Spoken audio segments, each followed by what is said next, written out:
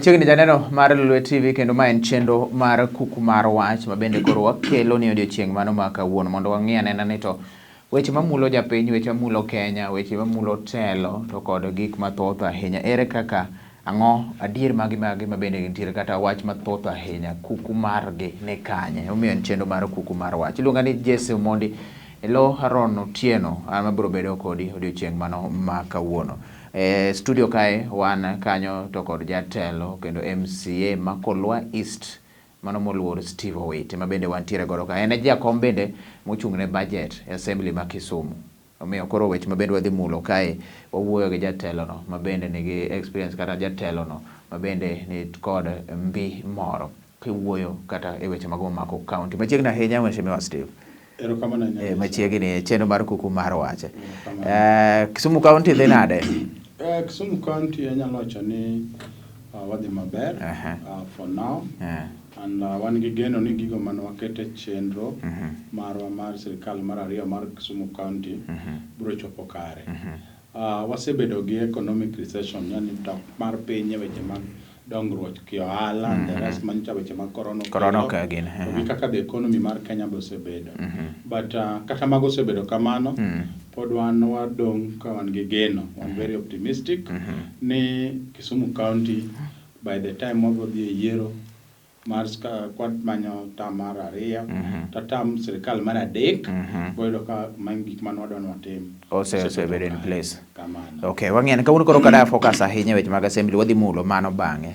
Wachaka nena gi mago mabende mako piny mar Kenya. Court kata doho odiochieng' mano manyoro nong'ado wach moro mabende negi chungo kuom thuolo temporarily. Wach mano mar KRA, duol mar KRA ni cha dwaro medo tax mane ni cha gimede weche mago mag fuel. In kaka representative mar japiny, jomoko bende wacho ni samoro chungo gima kamae gima en a blow to government bende nikech samoro gima ne kwana gi goyo kod pesa ushuru mondo kono uchumi odhi oidh mbele. In ang'o bende koro nyalo wache wach ni chungo wach ni medo fuel mane cha koro hinya japiny. Adana wach ni jogo man gi lony matut e weche mag choko usuru mondo sirikal odongre. Onge sirikal manyalo dwaro notim gige gimedo mano usuru saka. Sani king'iyo kaka Kenya nitie, Kenya nigi ywagruok kendo chandruok mang'eny nikech pesa onge. Ohelni mang'eny ochung' Kenya kanyo ne tuo mar corona bedi and mano kende wantie gima king'iyo kaka wasebedo gimolo ne economic recession. Yes. Walok dhi maber and ji nigi chandruok. And sani ok esa maber ma ng'ato nyalo dwaro medo usuru. Wang'eyo ni sirikal choko usuru mondo tim godo gik ma idwaro kony go japiny. To kwanyal bedo ni sasa ma sirikal obedo ni en broke, ni sirikal onge pesa. Japiny ma koro japiny ne gichagi medo usuru kuom japiny. Koro aparo ni en yo ma jogo manyodhi e court nyalo timo maber. Kenan bende asiro ni nyaka chung sirikal mondo yud thuolo kapo ni piny osedhi maber ma tuo mar corona dok piny moyaw kata piny mondo ji otim ohala. Jobedi gi pesa, ok inyal chulo osuru to pesa midwa chulo no be otimore nade? So samo wuoye ni it's not the right time. Ok en sa maber monego bed ni ng'ato bed ja sirikal kata ng'ano ma advice sirikal matiyo sani ni gik med pesa mondo jopiny ogo usuru. Nyiso ni samoro sirikal onego ng'e ni to achiedh nade ma ji kadhi ge sani. Ji onge pesa, joma onge tije. Wa hold on komondi mondo warita nene kaka piny bende koro dhi nikech mane gima bende hinyore e wache nogo ni iyudo ka MPs kata jood bura ma bende National Assembly bende nicho osebedo ka dhiro wach ma kamano. Doho koro wach nitere 12 mondo both parties oterane na ywak margi. In kaka inene bende iparo ni samoro en gima nyalo dhi koso samoro sirikal nikech doho bende sirikal ema support samoro nyalo dhi dok ne government koso japiny. Chike mag Kenya wan gi 3 arms of government, wan gi bede adek mag sirikal. Yes. And sirikal but achiel en maloso chike ma en the legislature. Yes. Moting'o parliament gi jogo kaka wan moyier assembly. Yes. Chike gi waloso to joma implement gi en the executive. Kama koro sirikal biro ni gidwaro ni gichok pesa gimedo usuru and sirikal bade mar adek en doho. Mang'eyo ni to bende chike molos gi be gin chike manyalo konyo jowa to be tiyo kod gi yo maber. En chik ma kapo ni nitiere gimoro mokel madwa hinyo japiny. Odwa hinyo japiny nikech nitiere ratiro mar japiny kaluwore gi katiba marwa. Then japiny nigi thuolo mar dhi e doho mondo siem ni gimudwa timo ni to kis in line gi katiba marwa. Yes. And wagedo gi geno ni samwa dhi ir doho to onego bed ni doho ng'iyo gino yo matut kendo wacho ni chik osekethi. Ok wanyal medo osuru ne jopiny adieri maduk. Any person ma sani nitie Kenya ka kata mana worldwide ok en the right time wanyalo medo osuru. Adwa nyisi Jesse, sani kidhi e petrol station idwa olo kata fuel, you'll be shocked. Ibiro neno pesa mol to gidhe, it's almost 135. And 130, yes. 135. Mabe wacho ni mane first time mochope 130 ka the highest ever. And of the highest ever sani sama kore ka piny to be nuengo be ni piny mogik. At the lowest point wanwa medo osuru. Be wadwa ni mondo jogo konyre? No. And it's a no ma en no ni ok wanyal dwaro mondo medo osuru ne japiny sama koro wawuoye nikech odhi yudo pesa kanye mochulego. So when the court decided ni waput an injunction ochunge en ratiro ma jopiny mondo ochunge mondi giwe medo fuel gi other taxes nikech onge sirikal manyalo prosper ko tax joge. Okay, no government can prosper by taxing its people. Money nego jogi. Yes. Wang'e na po nono nikech ing'eyo wach COVID sani mabende koro ne iwagone. Po nono pani ndalo 60 mecha president Orlando agide cha onego beno koro chako loso nono. Po nono ni serikal odhi oyawo piny nikech kane winjo Mutahi Kagwe bende ne wacho ni gino dok piny kaka by Monday nyoro ne 2.2%, to World Health Organization dwaro no bedi ga below 5. Po nono ni koro yawo piny to doho cha bende dhi wuoyo bang' koseyawo piny. Ipani samoro serikal de mokie gine ni piny oseyawo koro gino bede tax no bede koro jopiny otimo ushuru. Ipani mano bende bedo the right thing. Ok onyal bedo nikech kata yawo piny sani to the impact mar yawo piny mondo the piny obed ni wase recover mwachope level makoro waduogo to the positive side ma wacho ni the economy ochako grow. Ok dhi timore immediately.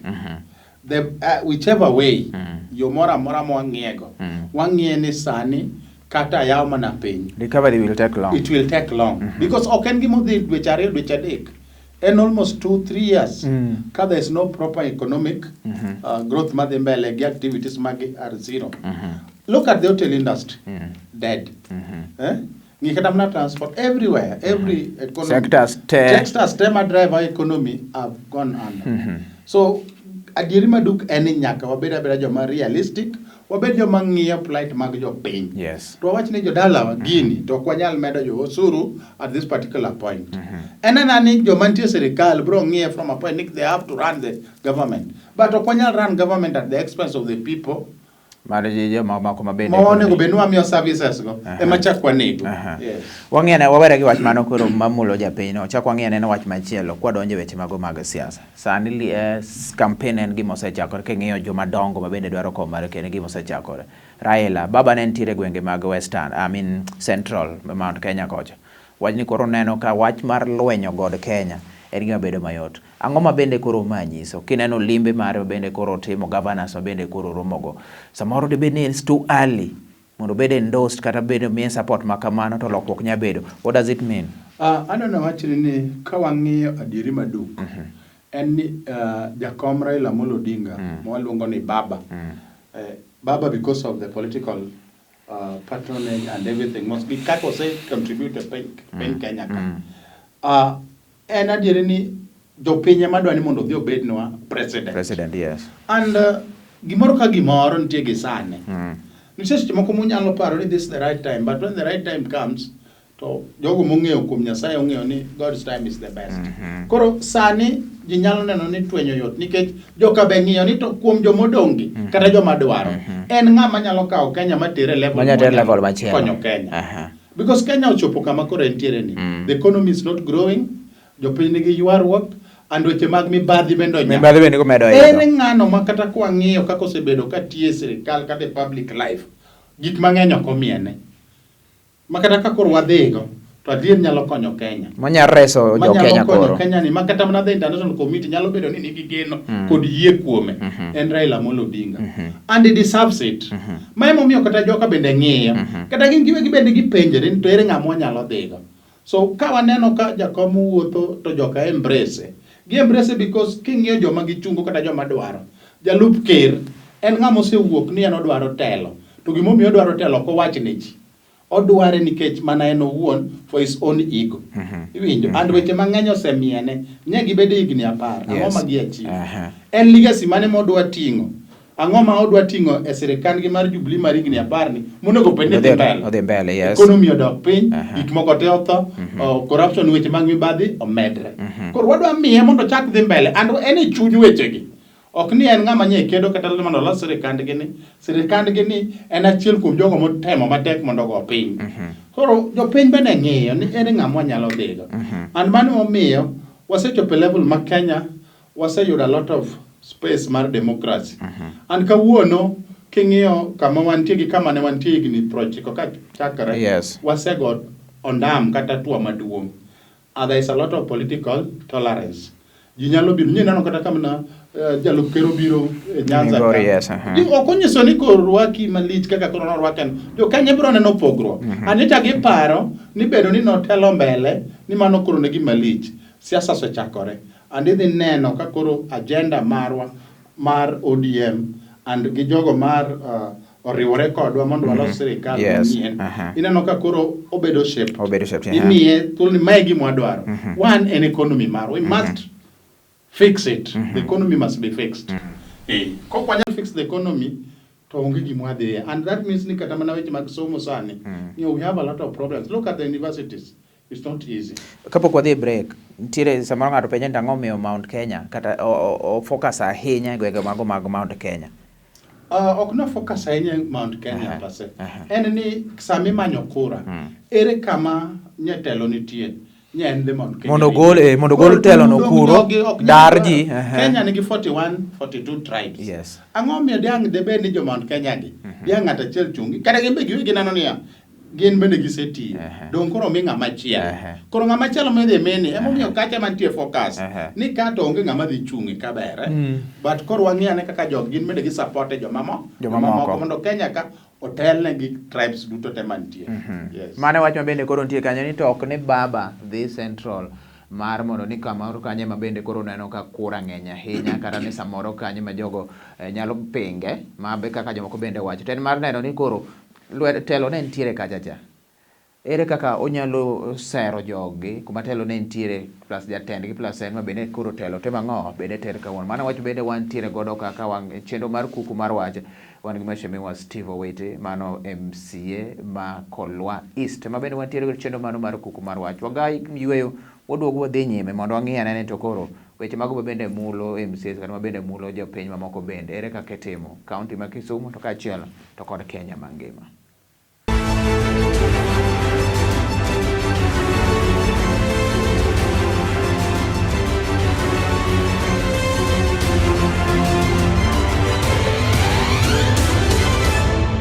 Machiegni kende tielo mar ariyo Chenro Kuku Mar Wach mabende koro wadhi godo nyime kae e sechegi mabende koro wamiyane tang'o mabende koro mulo japiny waseng'iyo weche mago mag mafuta mabende wawacho ni oyo ok en kinde mano moromo mano kaka olero kanyo kod mheshimiwa Steve Owiti kaachiel to kod limbe mar ogai mar ODM Raila Amolo Odinga e gwenge mago mag Mount Kenya. Mheshimiwa Steve kendo kaka pod wadhi kanyo kapok watieko mondo donj komachielo limbe mare kucho tielo mano mokwongo ni neno ka katoka tielo mokwongo chakiga ne ndalo mosekadhi neno ka ne ochiegni ahinya gi kata ker Uhuru Kenyatta bende koro ne temo konye dhiro piny kendo wuok e jopiny sani neno ka nitiere dok chien moro dibed ni samoro ker oweyo nitie loso ground koso ang'o miyo ker skoro ok dhi wach dhiro mondo dhiro wach motegno ahinya. Adona wachni ni mokwongo jakom Raila Amolo Odinga ok dhi mana Mount Kenya region kende. Nyocha ne en coastal region, osebedo Nyanza ka, osedhi western, osebedo kowuotho.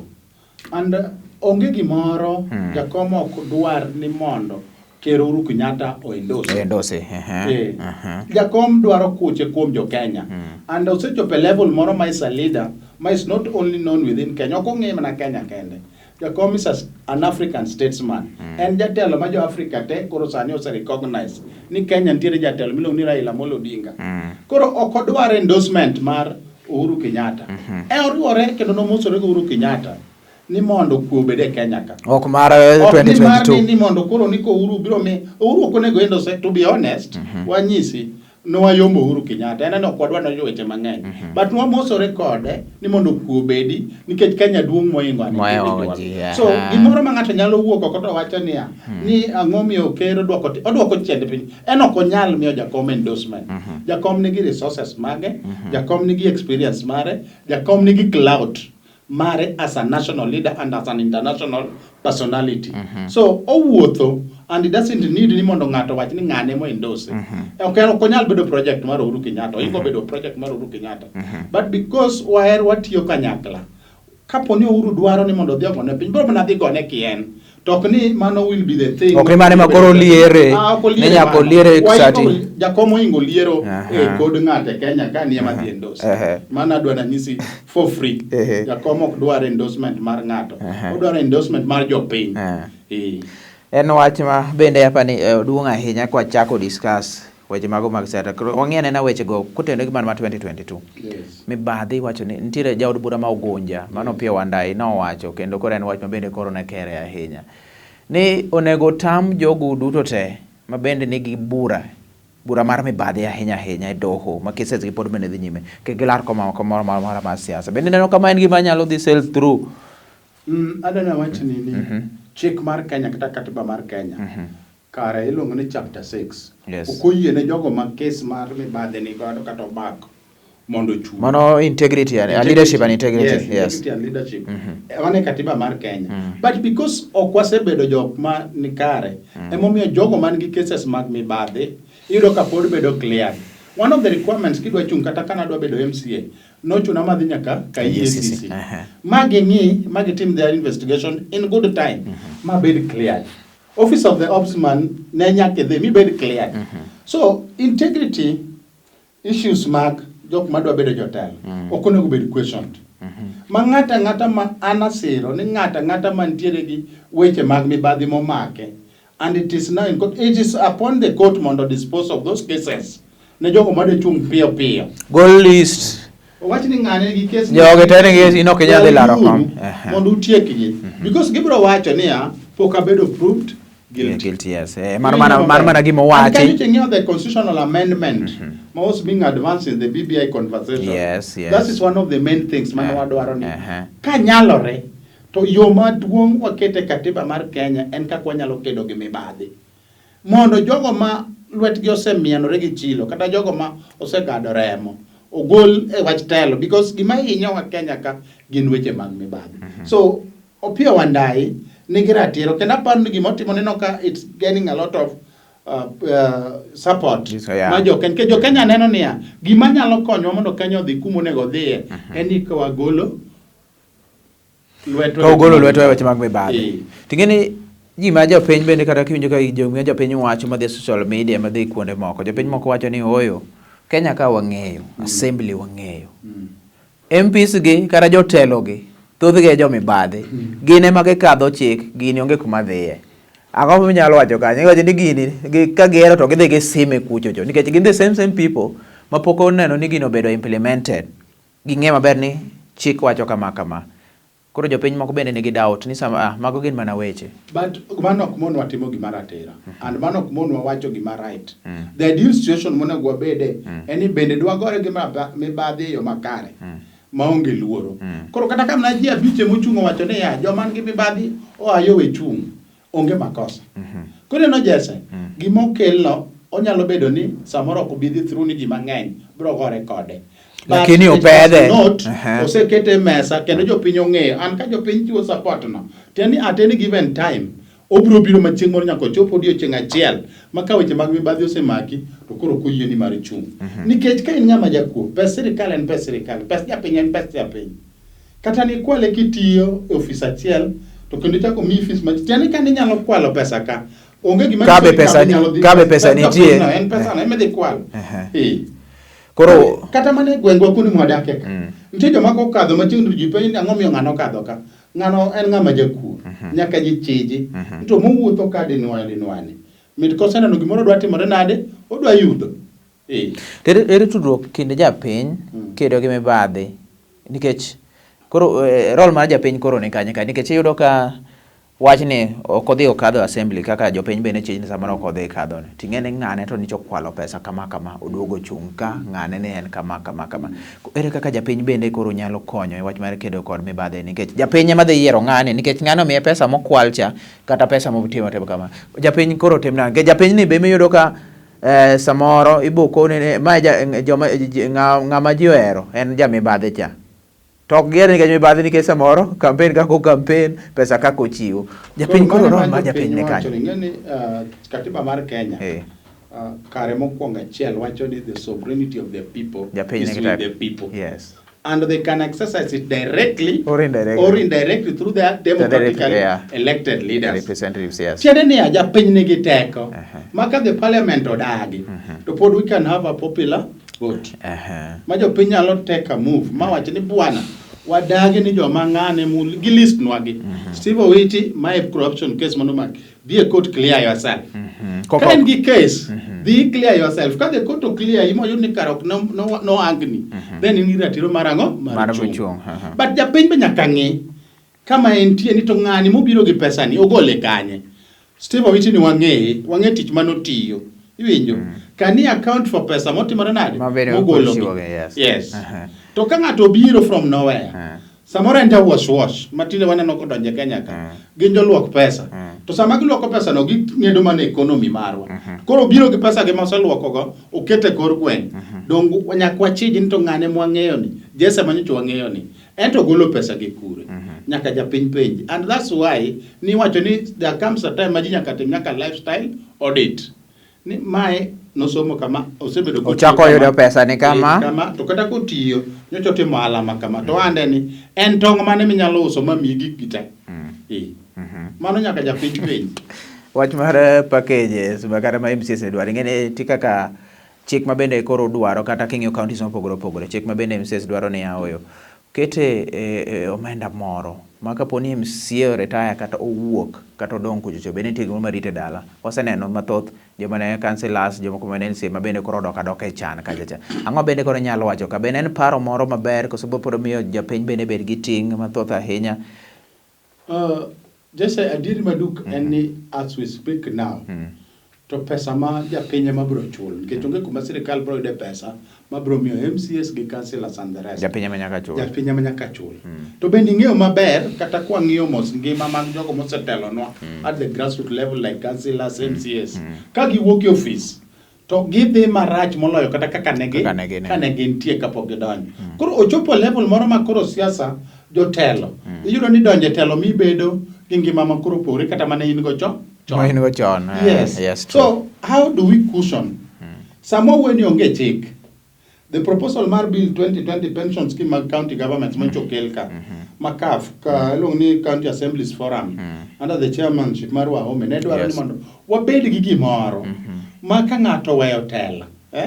Koro gigomb ni samitiyo ti kwal pesa. You know seche ma wan gi ng'ato wacho ni kachieng' moro itieko to nyalo yudo gimoro mibiro timo go nade survive go for some years. It's a good idea so that you don't ng'iyo ni grab as much I can mondo chieng' moro ka wuok ka tabia survive adek kanyalo survive kika bede situation maneno joma ne predecessors magwa ka obeti so that is not a bad idea but the chance and how can we fix our economy ere kwa nyalo loso mondo sikalo bed gi pesa mondo gik machalo kata pension gi inyalo chul gi with ease so the challenge and it's a good idea but are we ready are we ready mondo ng'ani mancho no chiwo ne jopiny ni obeni kosewuok kata office bende nyithinde nyalo dhi school luor moro mano miye ga jobed kata oko kae nyalo kata bet piny maluonge koso chope level moro makoro en jok ma iywe dasta kuomgi dong dasta mi ywe tielo matudho ta iywe so oko encourage people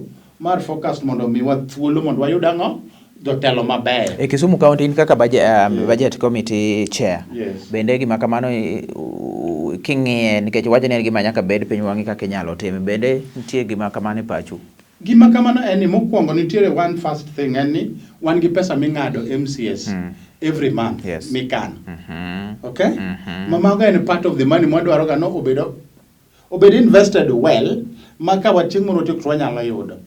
Two, sama pok oket chik no mondo government to spend, then tiende onge kaka inyalo rwake budget. Nyaka budget kadh mana kapo ni chik nitie matimo ang'o? Support. But for now, nitie peswa ming'adwa every month. Koro pesa ni ming'ado ni every month ni ema wachno be invested well nade. Pesa ni midwa ni mondo bi chal ng'a ikeno koso nitie ka. Wakeno. Nitiere pesa ma kata mana jatich retirement scheme. Ko ichulo to sirkal mondo kibe timi nade be chulo ni part of it. Koro pesa no bedo lump sum. But ko bedo invested well. No kan tie kaka NSSF plus agiri. All those lab trust and all many other things. Pesa go ema kasa mo ala koro ko kete no kane kamoro. Invest mondo seche ma jomo setieko nyalo yudo their retirement package no maber.